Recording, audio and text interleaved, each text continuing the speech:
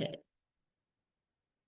Thank you for joining us for our webinar on the value of diversity in the workplace. It is a sometimes scary topic, so I applaud your bravery. I think it's also a topic where we all want to learn a little bit more on, and I think that today's webinar is just aimed at providing you with some nuggets and some tools that you can take away. It would be nice to implement everything, but I think you would have to look at what's going to work for you and what you can implement in your business or your company or the company that you work for. So thank you again for making the time to join us today. By way of introduction, I am Rose Govender. I am the General Manager at Pro Talent Recruitment. I've got many years of HR and recruitment experience, so I also would add some to the webinar as well because of experience. Pro Talent is a recruitment agency. We're based in the Westville area, and we provide permanent staffing solutions to all of our clients throughout the country and internationally. So it's my privilege to join Akhona in speaking to you today. And I'd like this to be quite an interactive session. So feel free to interact with us because I think that that's the best way for all of us to learn.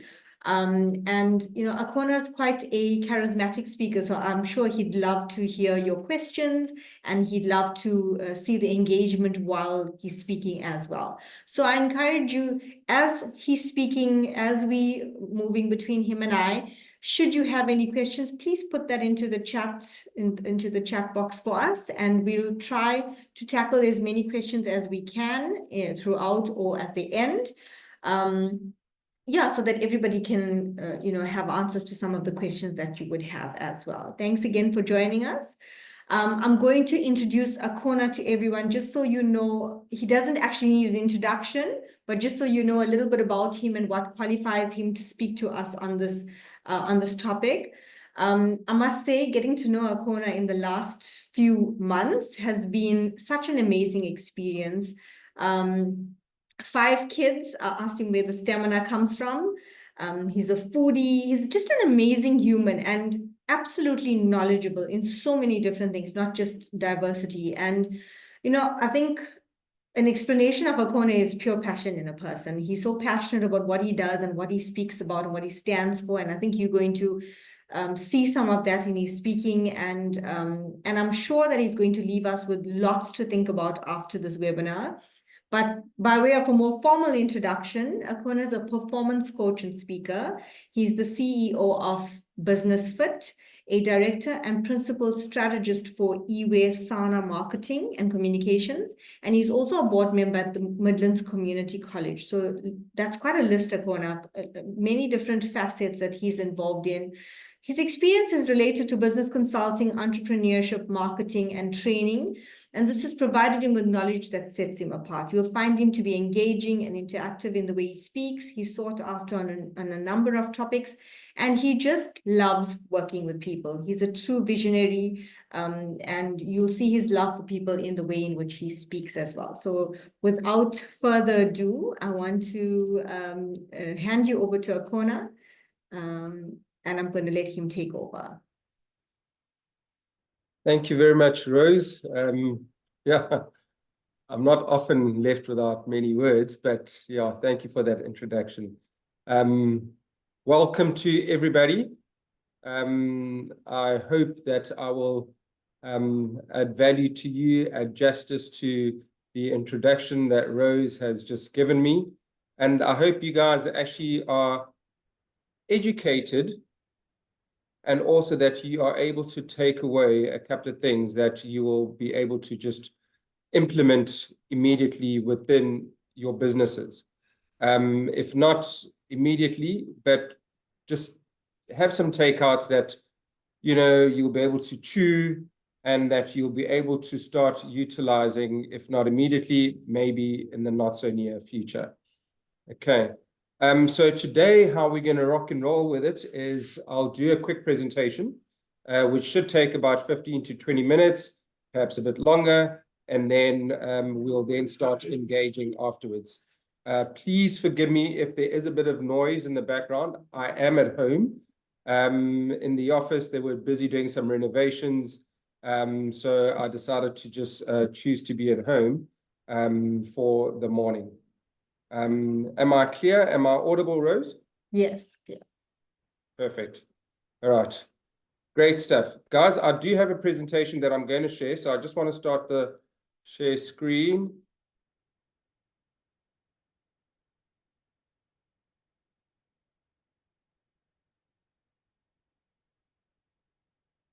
All right. Are we all able to see that? Awesome. Great stuff. So guys, today we're talking about diversity. And before we begin, I just want us to just start imagining South Africa. Think of South Africa a couple of years ago. Maybe not a couple of years ago, maybe a few decades ago. We are a democracy which is 30 years young. Think back to 1994, if you're old enough. If you're old enough, think back to prior to 94. So prior to 94, I grew up in a small town called Mthatha, which is in the Eastern Cape, former Transkei. I was fortunate enough to have gone to a school in Grahamstown, which is also in the Eastern Cape, but 4.5 hours drive from Mthatha. When we drove to Grahamstown, we would have to go through a border gate because Transkei at the time was a country of its own. So we'd go through this border gate. It would increase our traveling time by about 20 minutes because, in fact, we had two border gates. We had the Transkei one, and then a couple of 100 meters down the road, we had the Eastern Cape one, which is part and parcel of South Africa. So imagine that. 94, that falls away.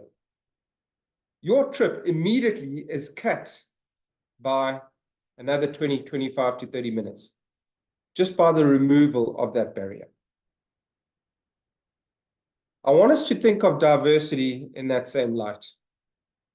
Diversity makes our lives simpler, efficient, and more effective, especially within our organizations. What was a barrier is taken away, and it enables our lives to actually proceed a lot easier. So what is diversity? In simple terms, having different types of people in the group. Different types of people from different backgrounds, different thoughts, etc. Let's delve deeper in this topic.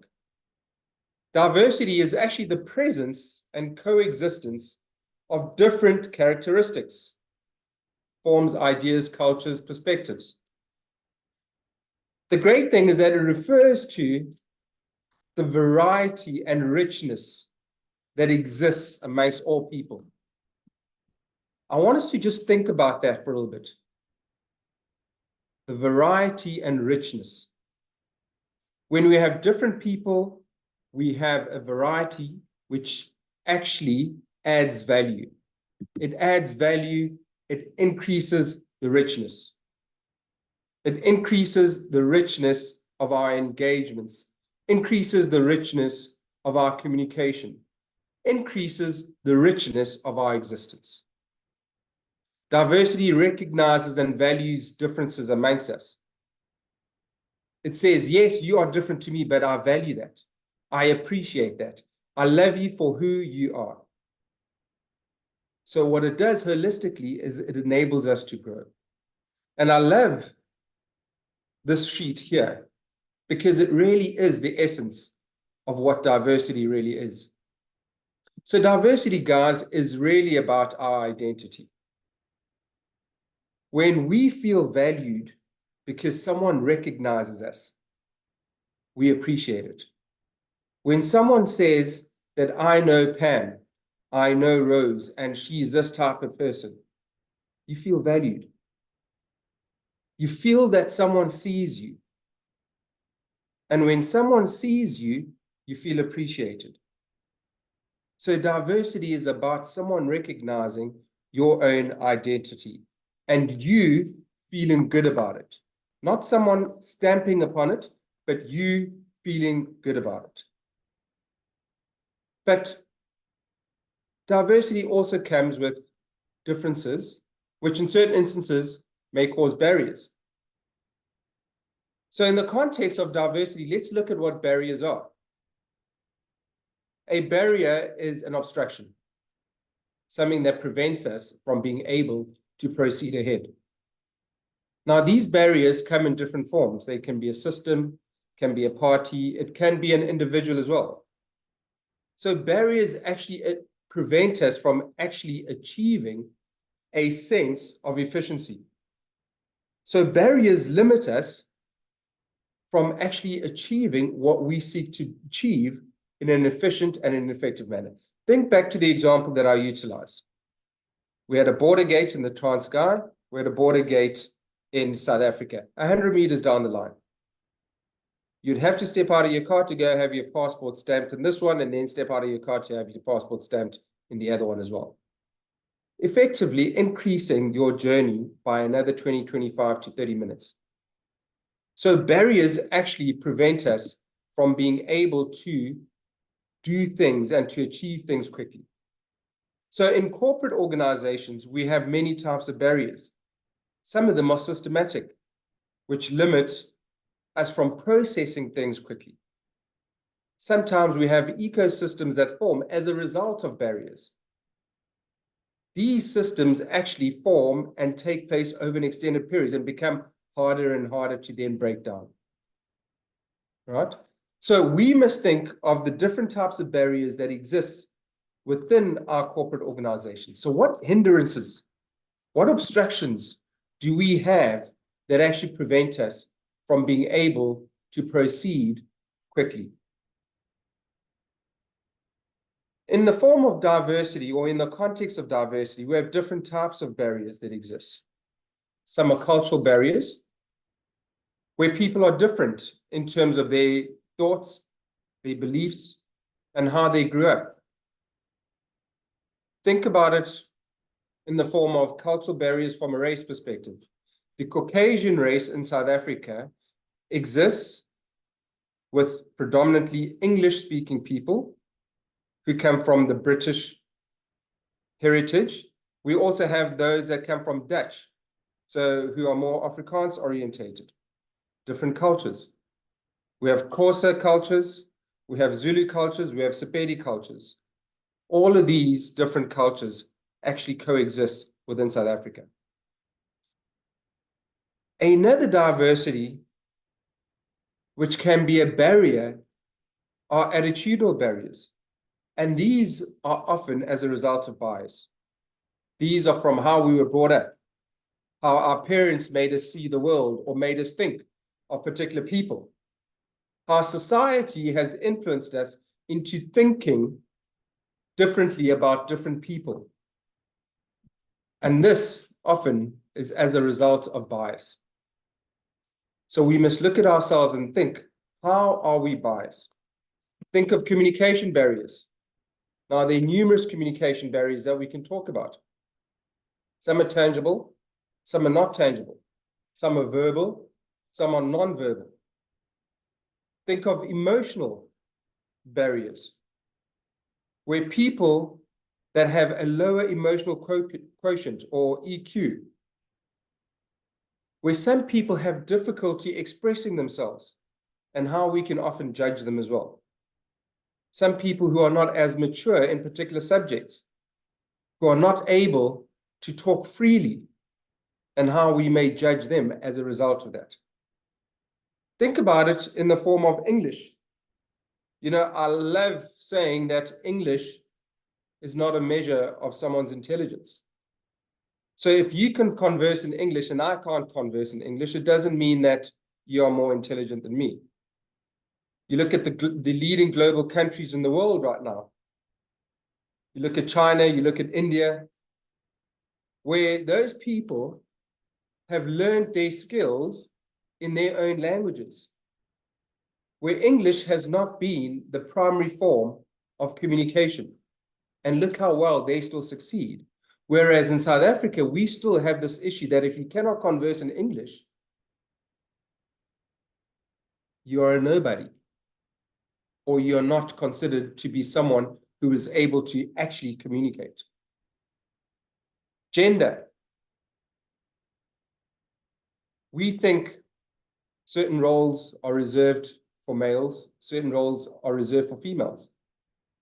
We look at our offices, we look at our homes. Our nannies are predominantly female. Our gardeners are predominantly male. Truck drivers are predominantly male. Bus drivers predominantly male. That's just at the bottom end of things. Let's look at it in terms of boardrooms as well. How many females do we have that sit on boards? How do we view them?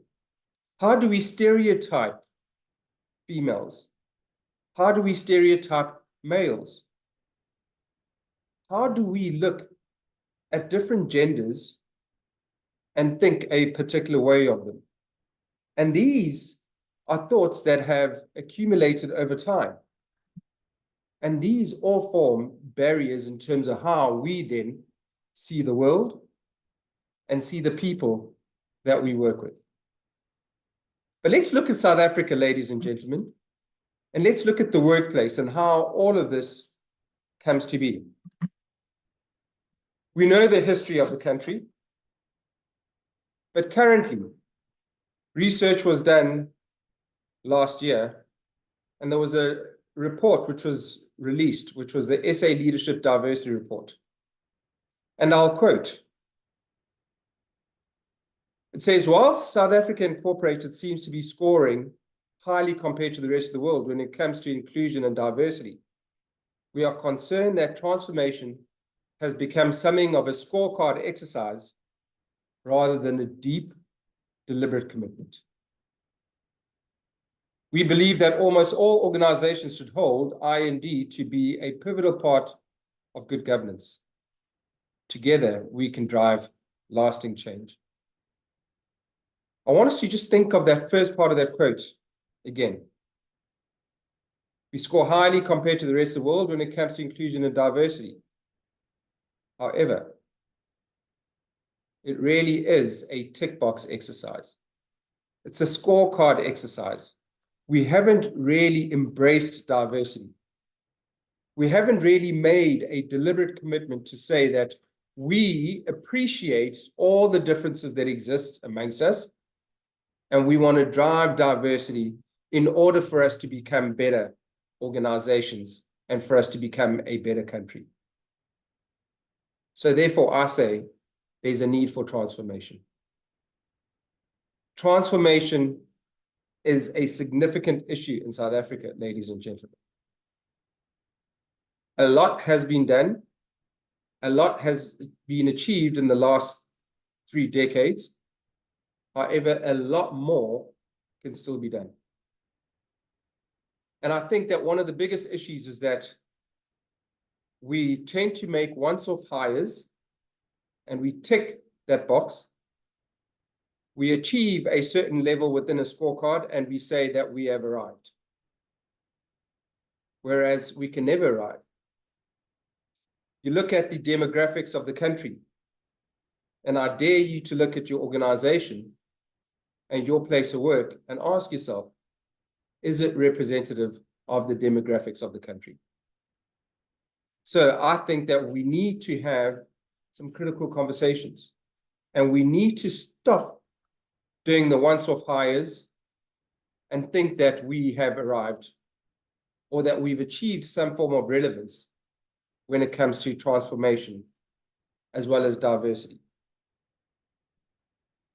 Now, King 4, the Principle 7 of King 4 says that the governing body should comprise the appropriate balance of knowledge, skills, experience, diversity, and independence for it to discharge its governance roles and responsibilities objectively and effectively. It's a mouthful, but there's a lot that has been said there. The governing body refers to the board of directors. Now, it says that the board of directors should comprise the appropriate balance of knowledge, skills, experience, diversity, and independence if it is to be effective in the manner in which it plays the oversight role that it is to play. Dare I say, ladies and gentlemen, that unfortunately, most of our boards do not meet this principle.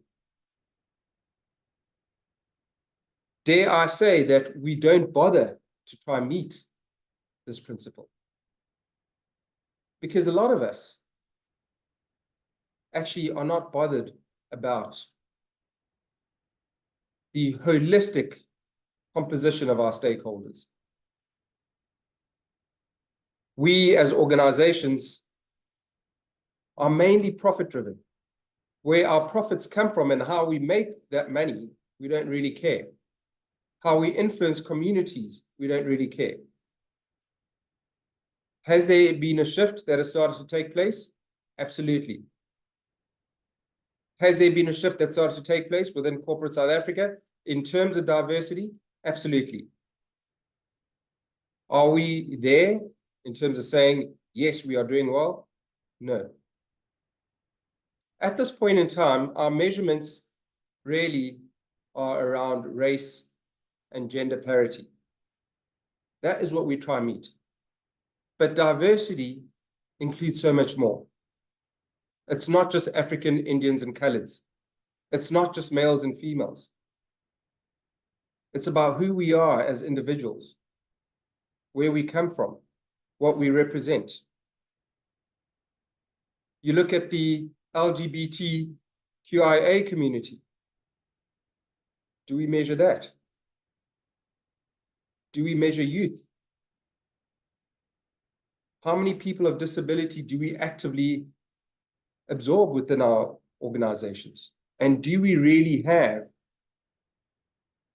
a mindset that says that, yes, we want to embrace diversity and we want different type of people so that they can come and add to the rich thinking that we as an organization should really have? So South Africa is really challenged. We have a huge bias. And this bias is unconscious bias. So in South Africa, unconscious bias remains a big issue. Over 40% of organizations have no anti-bias measures in place. So when we recruit people, we recruit solely on what we want, based on our thinking. We don't challenge that thinking. So we have an opinion that is formed prior to us even taking people on. Now, research has shown that in South Africa, there's a lot of bias in terms of recruitment. And this has an impact on how we actually judge people. I read the quote at the bottom, which says, making once-off hires doesn't work. Without holistic and comprehensive diversity, organizations will remain untransformed. Being more open-minded and deliberately inclusive pays dividends when it comes to talent and ultimately profitability. You reap benefits financially as well as socially. So, ladies and gentlemen, I think that we must wake up to the reality of what happens in South Africa.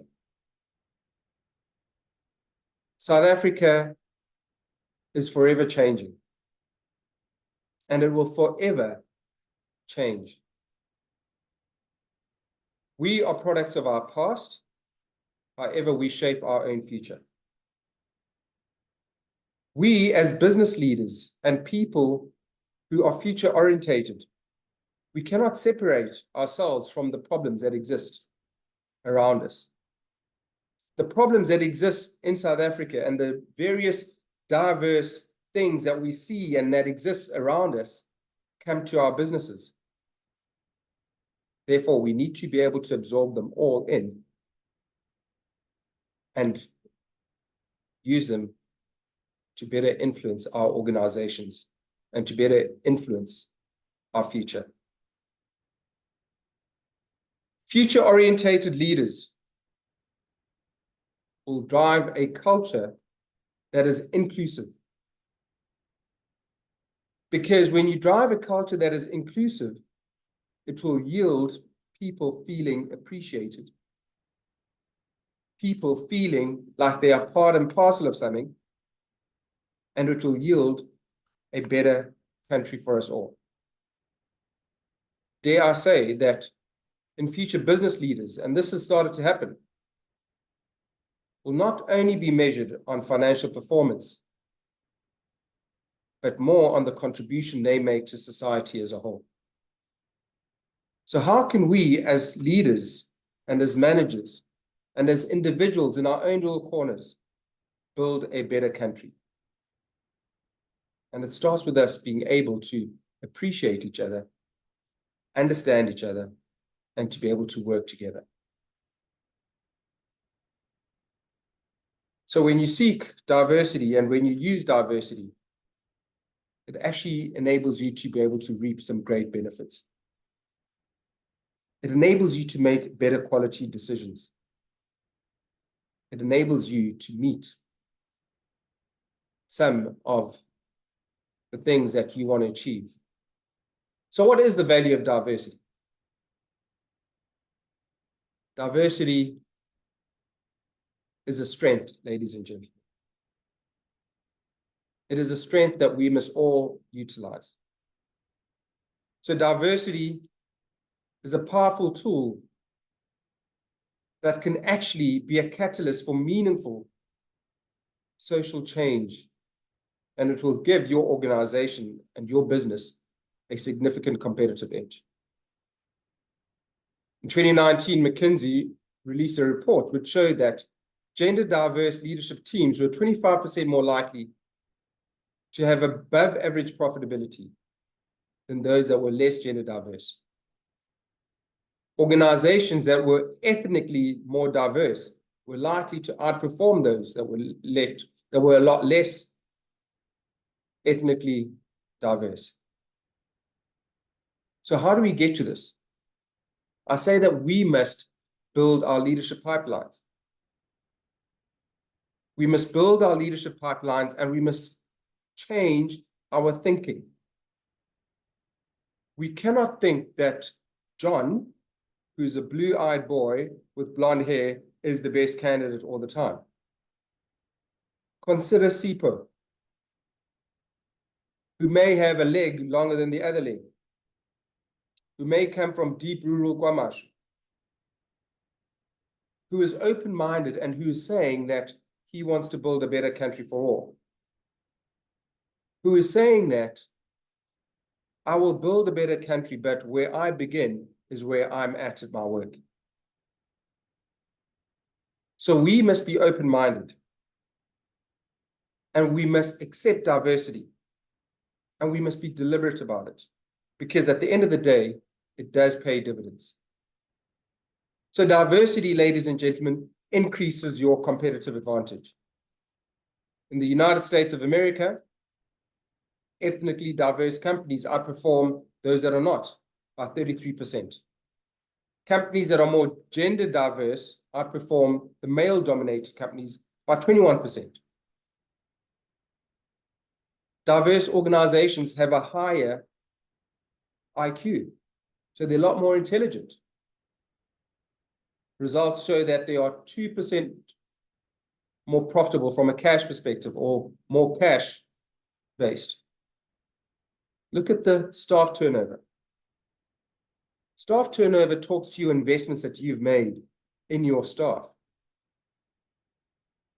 22% lower staff turnover. Innovation, because that drives where our businesses are going in the future. 1.7 times more likely to be innovative. Let's look at the turnover. So much more. I therefore say, ladies and gentlemen, that it is a no-brainer. Diversity actually pays.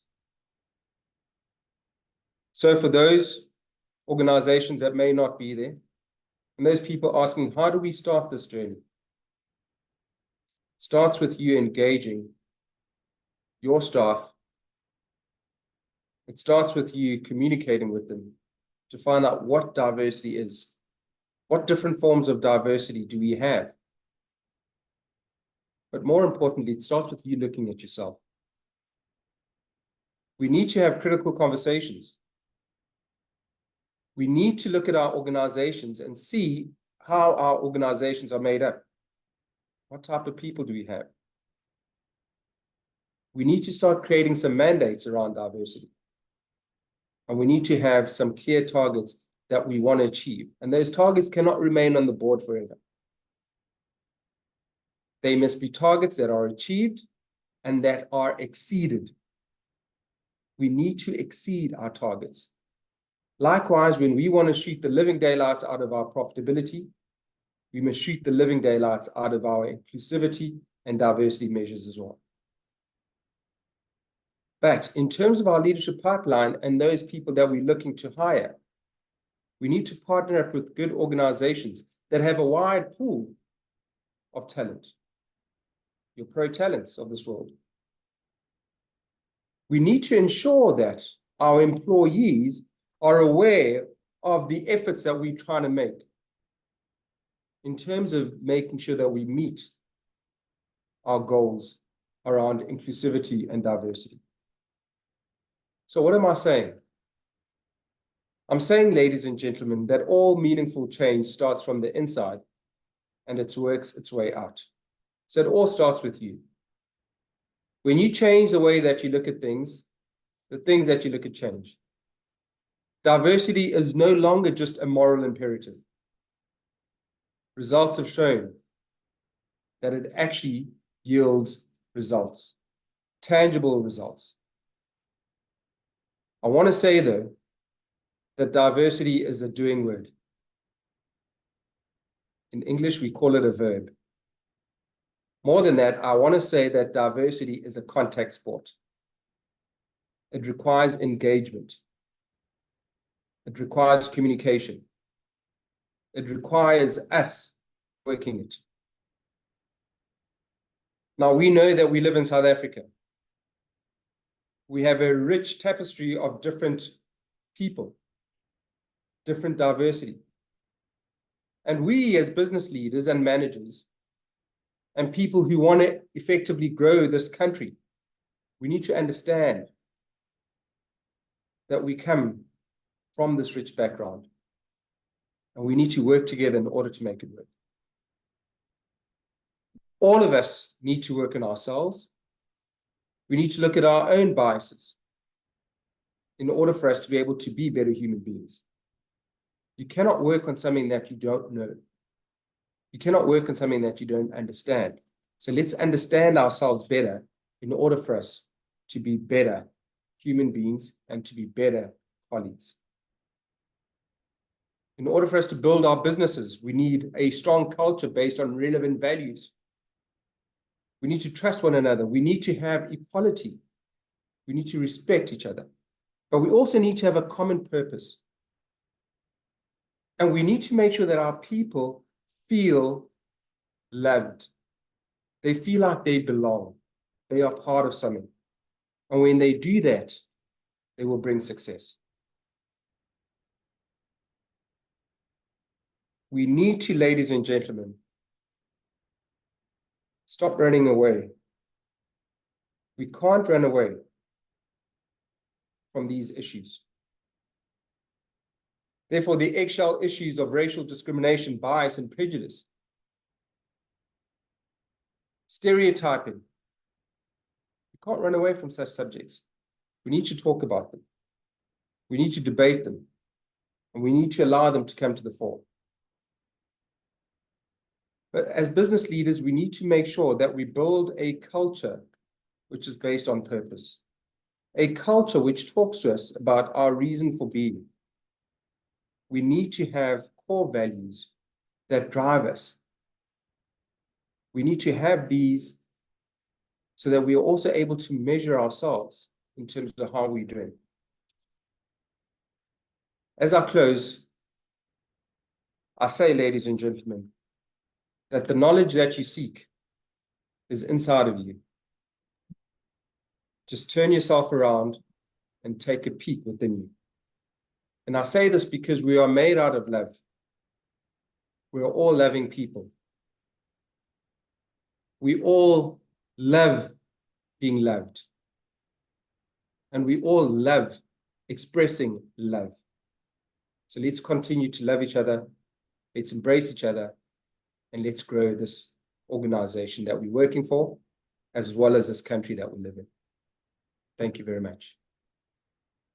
Thank you, Akhona. That was powerful, if anything. I think that there's so many nuggets from what you've said.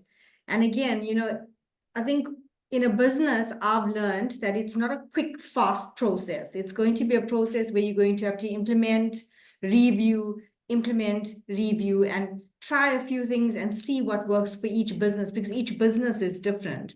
So, I think that it's very much about what we can take from this and what we can quickly implement, and what we would be realistic in knowing would be longer term interventions. I do have a few thoughts that I want to share, but in the meanwhile, if anybody has any questions on Akhona's presentation, you are welcome to put that into the chat box, and we will try and tackle those at the end. Time permitting, we'll do as many as we can. Akhona has also left his contact details on the shared screen. So if you want to contact him, you're welcome to do that. If you want to just chat a bit more on this topic, or you were not sure about something he said, or you'd like him to elaborate a little bit. And Akhona, I think my take or my spin on this would definitely come from a recruitment point, because as recruiters, we've realized the importance of trying our best to educate candidates and clients on diversity and what a major part it plays in the entire process, because that's the starting point, is when you decide, I need to hire a person in the company.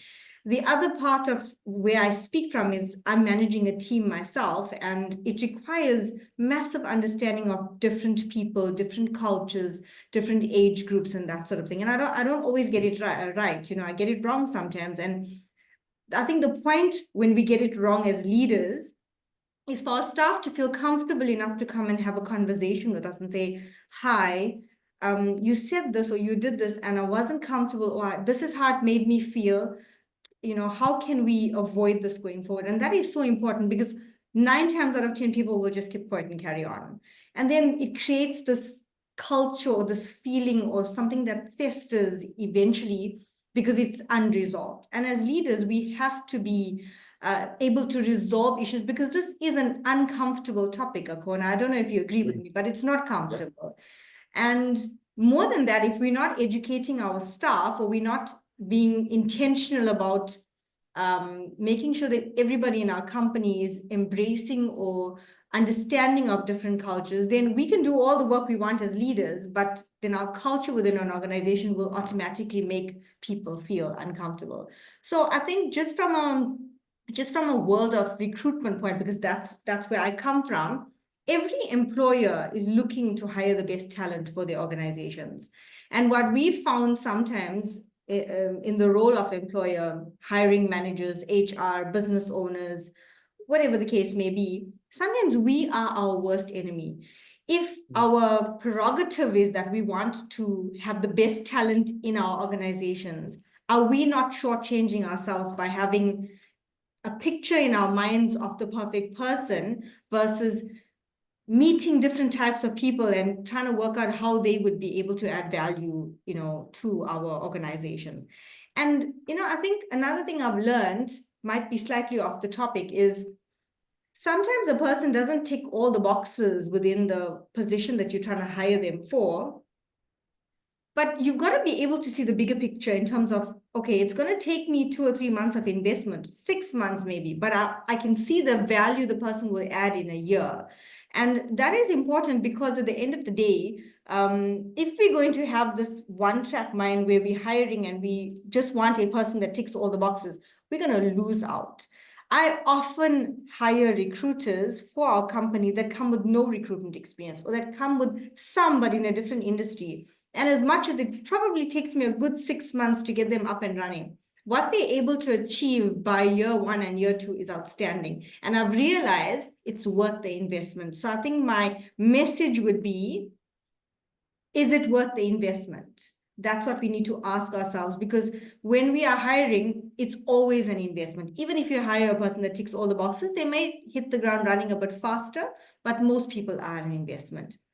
And Yeah. you want to jump in, Akhona? Yeah, absolutely, Rose. I think, one of the important things that we must always remember is that the employer-employee relationship is a value exchange. The employer adds value to the employee. Yes. The employee also adds value to the employer. Absolutely. All right. So, and everyone wants to be able to benefit. I say it's a value exchange, so everyone has to receive value from it. Absolutely. All right. And we all want to receive value and we all want to receive satisfaction. Absolutely. So, as an employee, you are also going to gauge how much your employer is actually adding value to you. So therefore, what are you doing as an employer to make sure that your staff that you are trying to attract, see you as an attractive potential organization to work for? And these are things that are critical. Yes, we might have a high unemployment rate in South Africa and everyone's looking for a job. But those key candidates that you are looking to get, those A-type candidates, are the ones that are actually the ones that are better off because they have options. Yes. Because everyone is looking for them. Absolutely. And, just to touch on another area of diversity we're seeing as recruiters now that's trending, let's say, because that's the word, is the newer generations that we're dealing with in terms of age groups. Like I think I've got a few Gen Zs here. I've got lots of millennials. I'm a millennial myself. And it's another area in which we've got to embrace diversity, because let me tell you, this new generation, I'd like to call them dynamite. They're challenging, but they bring so much of value. And then you've got to have boundaries, and then you've got to have conversations. You've got to have understanding to deal with them. But what they bring is so powerful. And I think we've got to have, we do a whole talk on the new world of work and managing the current generations. And there's so much we've realized about how much it takes out of us as leaders to manage this generation, because they come with their own ideals, they come with their own ideas, and we've got to now rein them in, train them, upskill them, manage them, mentor them, lead them. And it can be very challenging if you don't know how to navigate the space with the generations we're dealing with. So I think it's another area besides, the ones we normally know, which is race, gender, all of those things, disabilities, which are all equally important. There's this generation that we're also needing to understand and manage. And, a lot of them can make or break your organization because of the knowledge they come with, the way they're able to learn fast, the technology they're able to work with. To be honest, if I need something done in my company and it's something to do with tech or it's something to do with social media, I'm not the person. I would definitely delegate that to somebody who could do it in 2 minutes versus me trying to spend half a day doing something. So there's lots and lots of value, but we've got to also learn to manage them. And, I always say, Akhona, and I think you would have heard me saying this, that when candidates are coming to your organization for an interview, they're interviewing you just as much as you're interviewing them.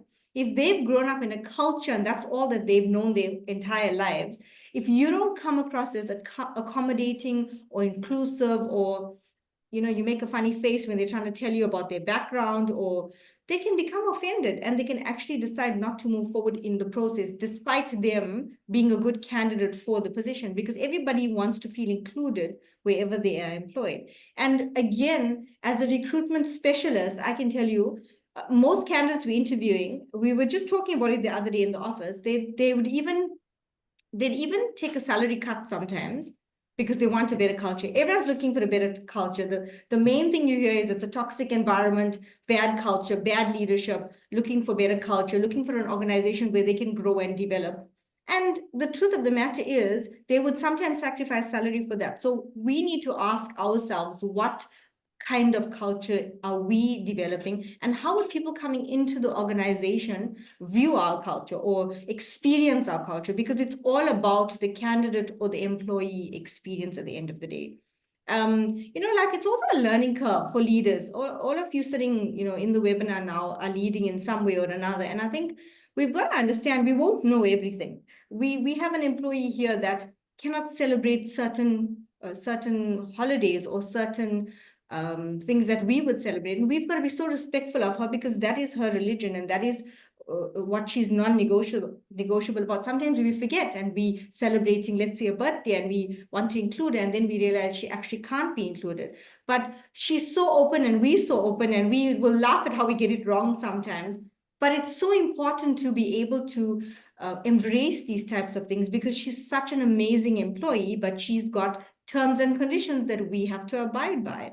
And I don't know, Akhona, if you have anything to add to this, but I totally believe that diversity attracts diversity. If you're trying to hire somebody, or if you're hiring and you hire the same types, different types of people would not be attracted to your organization, because when they come in and they see the same types of people, they're going to wonder how they fit into that. They might not be brave enough to want to even try it out. I don't know if you see that, Akhona, in your experience. No, absolutely. You know, I think an important thing that you just mentioned is that diversity actually begets diversity. So Yeah. diverse organizations are actually more likely to seek diverse hires as well. You know, and that's at all levels. So it's not just at a junior level, it's at a senior level, it's at a leadership, it's at a board level as well. So diverse organizations are also more likely to prioritize and escalate their transformation efforts. And they will have, you know, committees dedicated to inclusivity and diversity, and they will make sure that they have the right targets. Yeah. So I think, you know, a lot of what you've said, Rose, actually talks to the point of the fact that ignoring diversity issues will actually cost your organization. You know, it will cost your organization in terms of time, in terms of money, and in terms of efficiency.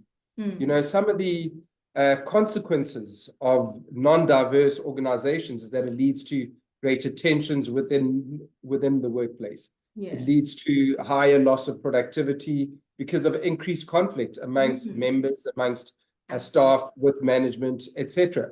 So we need to be able to attract talented people that come from diverse backgrounds. Absolutely. And we need to make sure that we actually, as you're saying, embrace diversity early on in order for us to be able to move effectively, and in order for us to make sure that our businesses become sustainable businesses. Absolutely. You know, and that's a critical thing. Okay, Nokutuza, I'm saying it wrong, Nokutzota, sorry, has a question, which is, I think it's quite an interesting one, and I'm going to leave it to you to tackle, Akhona. Her question is, what practical interventions can we have or put in place to eliminate or challenge the EQ barrier that you mentioned? It's problematic when employees don't feel they have a say or platform to express themselves. Good question. Yeah, very good question. I think, you know, the first thing is that we need to engage and communicate. So, and this is both ways, you know, so it's a bottom up as well as a top down approach. So staff have to talk to their leaders. They need to talk to management. They need to talk to leadership and say, I feel that I'm not heard. I feel that I'm not appreciated, or my difference is not appreciated.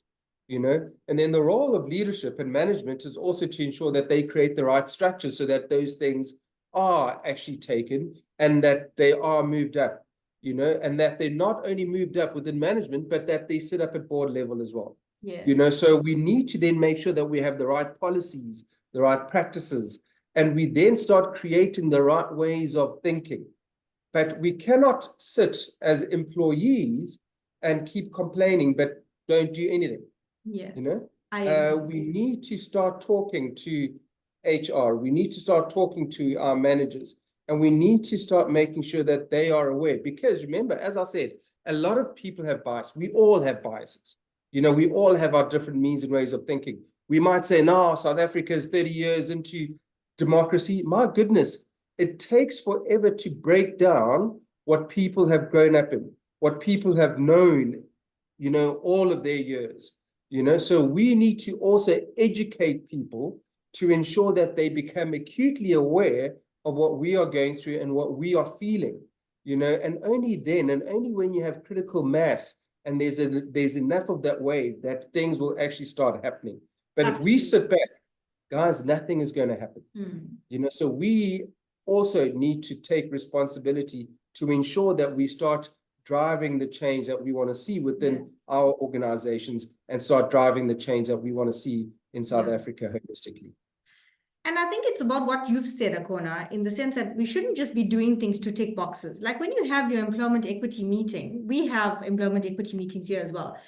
Like Cindy's very intentional in terms of what more can we do? Like this was one of the interventions that we said, let's do a diversity webinar for our clients, our candidates, whoever wants to join. Let's just increase knowledge. Let's just educate people. And I think when you're sitting in an employment equity meeting, it's important to have realistic and doable deliverables, you know, from that meeting to say, okay, this is what we're going to action thereafter, not just let's all sign the register, we've done the minutes and it's done.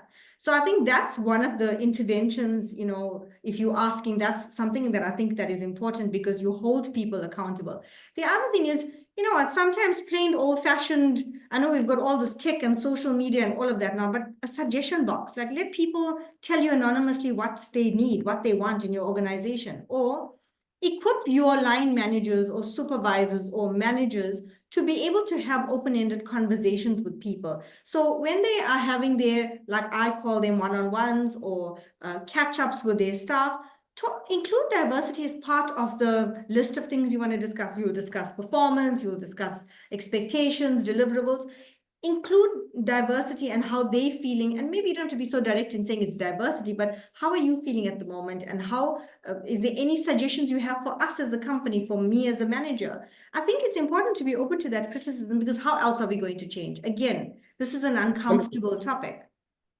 100%. I also think, you know, we love looking to plan and to do new things, but we also need to eliminate the negative practices. Absolutely. So therefore, we also need to develop a list of negative and destructive practices that exist, you know, and we need to jot them down and say, no, I don't like this destructive practice. I don't like this negative behavior. So we must start eliminating it, and it must start becoming something that we say that we will get rid of within the organization. Absolutely. And that's a big thing that people often miss out on, because you can be walking and taking a step forward, but at the same time, you're taking 2 steps backwards because of all the negative behaviors that have been entrenched, that have not been eliminated within the organization. Absolutely.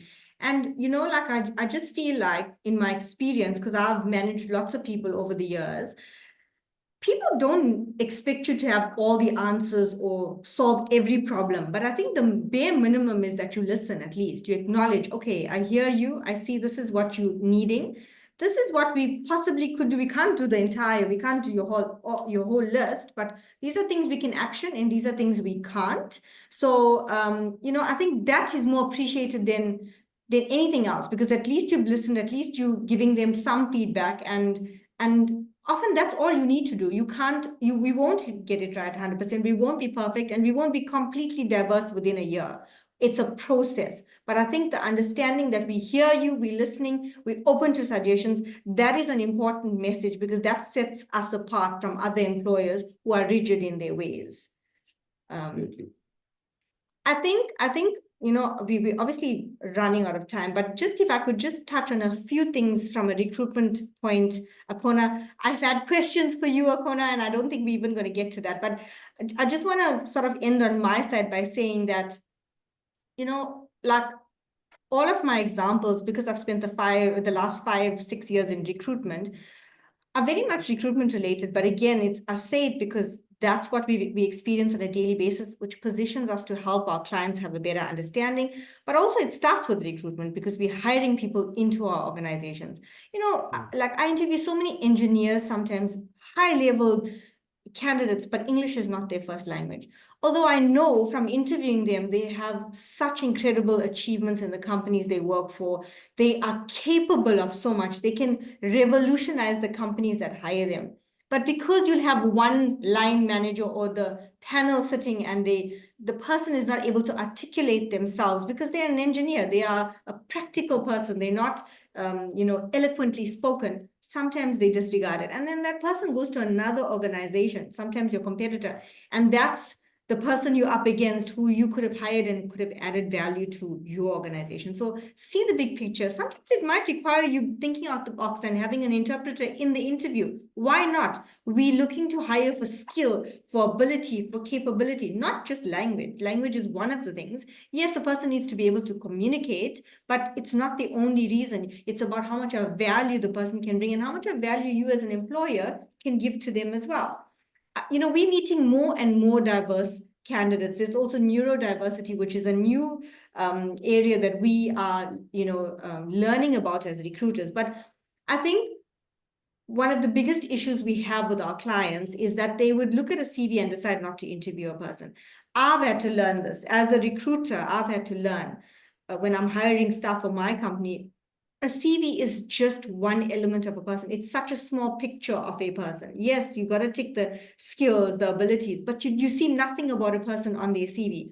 I challenge you to interview more diverse candidates, even if they don't tick all the boxes, and just get to know more people. Just ignore the unconscious bias that creates this picture of the ideal candidate, exactly what they look like from head to toe, and the experience they must come with, and think out the box. You will be pleasantly surprised at the types of people you will engage with when you are more open to people, because they'll come in. I can't tell you how often I hear it in this office of 10 recruiters where they come into the office, they're very excitable as well. And they say, I interviewed the most amazing candidate and this person just blew me away. I'm in love with this candidate. And purely because they know how much of value this candidate can add to a client. I think I want to finish off by saying that we are so prone, and I think you'd agree with me, Akhona, to making our minds up after one bad example. You hire one candidate because you've decided, you know what, let me try this thing of thinking out the box, and then the person doesn't work out for whatever reason, because remember, every individual is different. Every person comes with their own attributes, and then they don't work out, and they'd be like, that's it. I've made up my mind. I'm not doing this ever again. This does not work. I'm just going to stick to my guns. I'm going to stick to what I know well, and that's what I'm going to hire. Stop doing that, because you are limiting yourself to the world of talent that's out there in terms of candidates, just because you've had 1, 2, or 3 bad examples.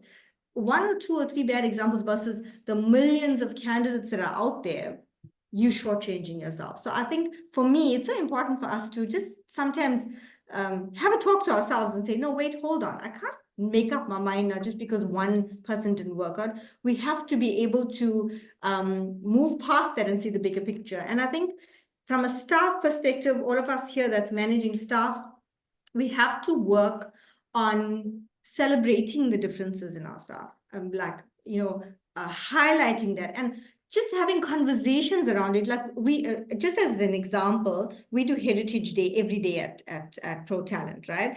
And what I do is I get everyone to make a dish from their heritage and bring, and dress in their heritage and come. And we just talk, because we don't have time to do these things on a normal day. Everyone's busy, it's a target-driven industry, but it's just an hour where each person tells you their story, shares their food with you, and what the culture behind this food is. And we all just get to know it. It enhances our relationship so much, and we have a better understanding of each person and why this person doesn't eat that, and why they eat a certain thing, and why they dress a certain way. It's a silly example, but it's something we do, which I found massive value in. So creating comfortable, happy spaces for our staff is important, because guess what? We're all wanting to retain our staff. It's too expensive for them to leave, and it's better when we have better productivity when we have less turnover, staff turnover, right? So create comfortable spaces for your staff to talk, to speak to you freely about how they're feeling in terms of diversity. And in your recruitment process, go through everything. Go through your job description. Check that it's not seeming biased. Go through your panel that's interviewing. Is it a diverse panel? Go through your screening process. Are you being fair in how you're screening candidates? And then the person gets there, look at your work culture and look at where you can actually implement strategies so that you have a happier workforce. A happier workforce is a productive workforce. And I think we've got to start seeing the value in making our people feel more valued, so that it's a win-win for everyone. And again, I'll still say we'll never get it 100% right. It'll always be a work in progress. But if we don't start somewhere, we're going to lose lots and lots of talent, which are the people that we employ that add value to our organizations.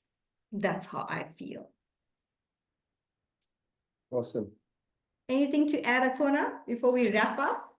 Yeah, I think, just as a means of wrapping up, Rose, I think for me, it's critical that we actually see inclusivity and diversity as a moral as well as a business imperative. I think the stats are there. They've shown the differences that it makes. But I think, in terms of bringing us collectively together as a country as a whole, I think it's critical. And I'll leave the example of the World Cup rugby team, as a great example. We've won 2 World Cups in a row. And it's these teams that have been the most diverse teams in the history of South Africa that have actually done it. And those guys understood who they were playing for. If you look at the clips from Chasing the Sun, and how much it was drilled within them that they're not just playing for themselves or their immediate families, but they're playing for the whole country. They're playing for the guy in Khayelitsha. They're playing for the guy in Sandton. They're playing for all of us. And because we are so diverse and because we understood each other, we were able to play for each other. And we were able to bring all our different parts together to make this greater whole. So I want us to look at diversity from that aspect, from the aspect of saying that diversity actually brings value. It is not an impediment. It brings value. It allows you to think differently to what other people have thought previously or to what you have thought previously. It adds value and it adds richness to the conversations. So therefore, let's embrace diversity and let's try and incorporate it in everything that we do. So not just looking at it in terms of just employee, race, and gender, but in terms of everything, because it actually opens you up to a greater world holistically. So it's value to you, it's value to your organizations, it's value to your family, it's value to your country, it's value to the entire world holistically. Thank you. Thank you so much, Akhona. We really, really appreciate you coming on board to help us and to educate us on diversity. I hope that everyone that's on this Zoom call has found this to be informative. There's so much more that can be said. I've prepared so many questions for Akhona because I wanted to pick his brain even on the webinar, but we've run out of time. And, I think it's so important to just take what you can from this and implement what you can, but start. I think the biggest thing is to start. And yes, lots of people have asked if this webinar is being recorded. The recording will come to you. Our administrator here will send it to you in a few days. So definitely you will get the recording. You're welcome to share it with your staff and your network. Akhona and I are happy to answer any questions that you might have. You would have both our contact information because we've liaised with you to register you for the webinar. So feel free to engage with us if you need to. Akhona is a specialist in diversity. So if you're needing him to come through and speak to your staff or just discuss some strategies that you can implement that are practical, you're welcome to connect with him. We are going to be doing a quick lucky draw before we go. So what I've done is I've got a randomizer on my phone, and from the register, I've just chosen a name and or chosen a number, and whatever number comes up, the corresponding name would be the person that wins the lucky draw prize.